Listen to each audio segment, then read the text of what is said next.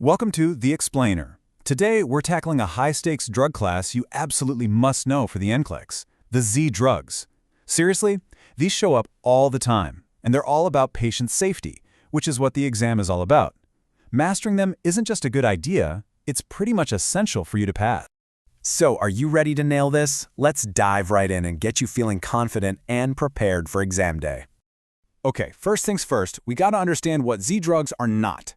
Think of it like this. Benzodiazepines are like a Swiss Army knife. They do a bunch of things, right? Anxiety, seizures, muscle relaxation. But Z-drugs, they're more like a scalpel. They have one very specific job, inducing sleep. That's it. This is a huge distinction for the NCLEX, so lock it in.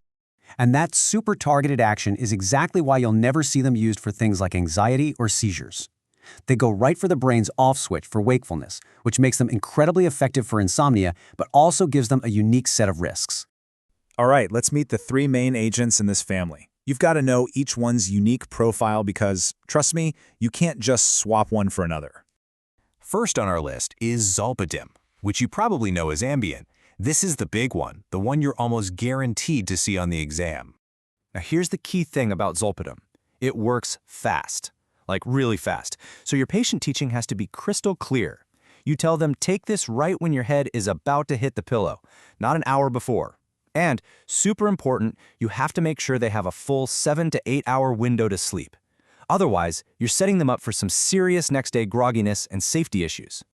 Okay, and this is the big, scary one. Zolpidem has an FDA black box warning, the most serious kind, for what are called complex sleep behaviors.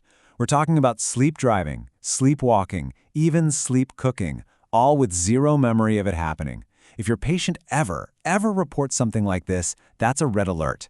The drug has to be stopped immediately. This is a huge safety priority for the NCLEX. All right, our next agent is Zaleplon, brand name Sonata.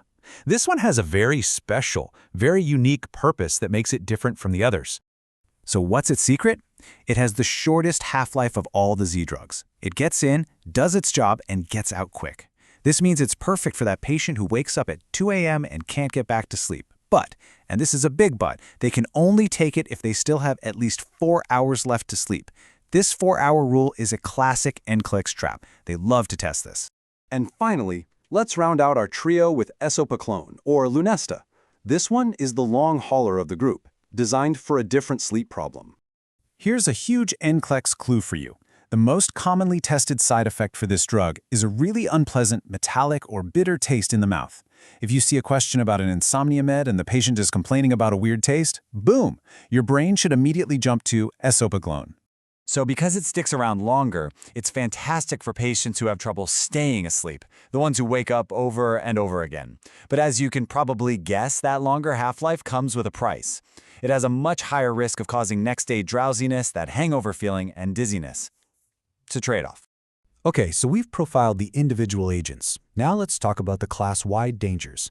These are the red flags that apply to all Z-drugs, no matter which one your patient is taking. Remember, the NCLEX is a safety exam above all else. So when you see a Z-drug, your brain should immediately scream falls, confusion, weird sleep behaviors, especially in the elderly. Those are your absolute top priorities every single time. All right, let's do a quick clinical judgment check. Imagine your patient is taking Zolpidem. Then they're also prescribed an opioid for pain after surgery. What's the #1 most life-threatening thing you're worried about here? The answer is lethal respiratory depression. This isn't just a bad side effect. This combination can literally kill your patient. You are putting two powerful central nervous system depressants together, and that can slam the brakes on their breathing. So here's the rule. Z-drugs plus alcohol, opioids, or benzos is a huge no. You must question that order. Okay, knowing the dangers is one thing, but what are you actually going to do about it? Let's break down your priority nursing actions, the rules of engagement for keeping these patients safe. It really boils down to a simple 3-step plan. 1. Assess before you give the med. What's their fall risk? Do they have enough time to sleep? 2. Secure the environment after you give it. This means bed low, call light in reach, maybe a bed alarm, clear path to the bathroom, all the fall precautions. And 3. Teach, teach, teach. Tell them to take it right before bed, no alcohol, and to call you immediately if they or their family notice any weird behaviors. Assess, secure, teach. Easy to remember. All right, time for a final mission debrief. Let's do a rapid review to make sure all this information is locked in for the big day. If your brain is full and you can only remember one sentence, make it this one. Z-drugs help you sleep, but can make you walk, eat, or drive while asleep. That one line covers the good and the really, really bad.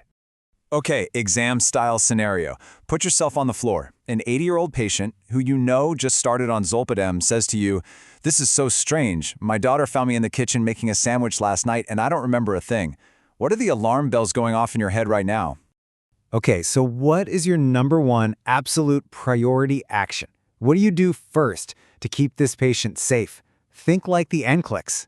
Your priority action is to hold the medication and call the provider. That's a serious adverse effect, and it has to be addressed immediately. Now, that scenario highlights one of the biggest NCLEX traps. Let's look at the top 3.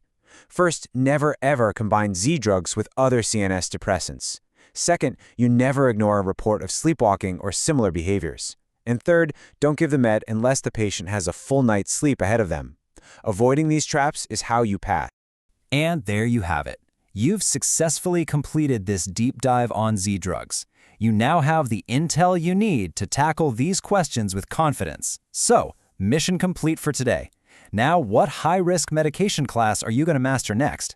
Keep that momentum going, because that's how you become a safe, confident nurse.